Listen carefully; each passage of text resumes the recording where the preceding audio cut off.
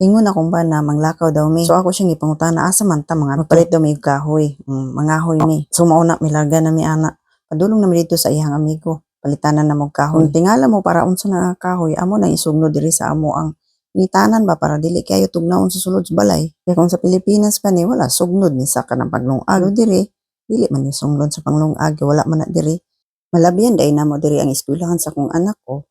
Kanang nasa left side mo na eskwelahan diri duol ra gud kayo kana o.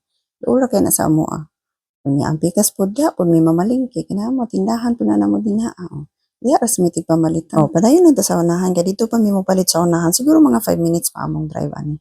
Tanaw-tanaw lang sa amo sa view, tanaw-tanaw sa moda guys no.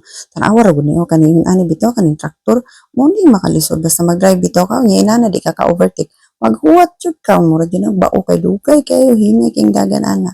So maghuwat jud ka hangtod nga murag makita nimo tong unahan nga pwede na ka mo overtake. Munay nakalisod diri yung nani nga dalan, sabi na magdali ka sus makalagot. Muna magpadayon na ta. Ako lang sa ni forward ang video kay mura magkanang malangay kita mo nang unahan. Kana bitaw unahan no. Late na siya, puros na siya ice. Kabalo mo basta ice na siya. Dagan ng mga sakyanan diha na magduwa-duwa ng mga tao. Kana tan-aw na tubig na siya dinha pero kung winter pag ice na siya dinha dagan-daganan na siya mga sakyanan, di ba?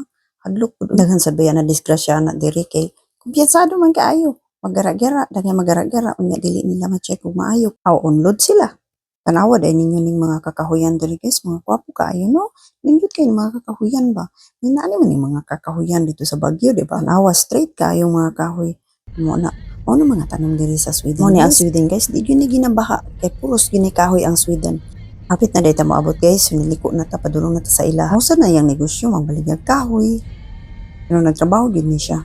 Nya mo sa niyang sideline, ni baligya kahoy. Dagan ba yung mo palit diri no kay pag winter lagi mo na. Ni ana ta sa ilahan guys, mo na ni ilahang lugar ni siya diri ang ilahang lugar.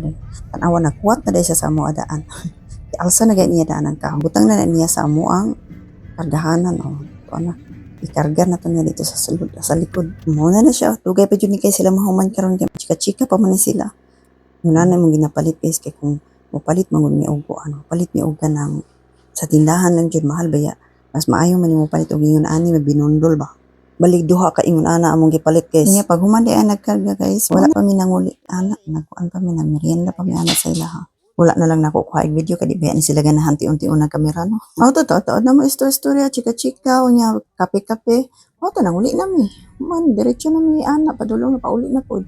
Hini lang mi padagan kay wala duha baya nakakuan na mo ang kargado no pating bugata nang kita mo ana guys kanan sila kanang mga kahoy nga mga putol-putol ginahimong po na mo ginahimong papel na mga pabrika diri nga papel guys kay syempre daga magkahoy kahoy ba nang ginakuha na ng papel no mo nang dako kaing pabrika sa papel diri walay pabrika diri dapit sa amo ha toras unahan ang butasan ang dapit ang lugar basta na address with dan naabot na data diri sa among balay guys nato na po na siyang i-discard ibutang na po na namo dito sa amo ang butangan na may pangsunod guys entire winter init-init man ni among sulod balay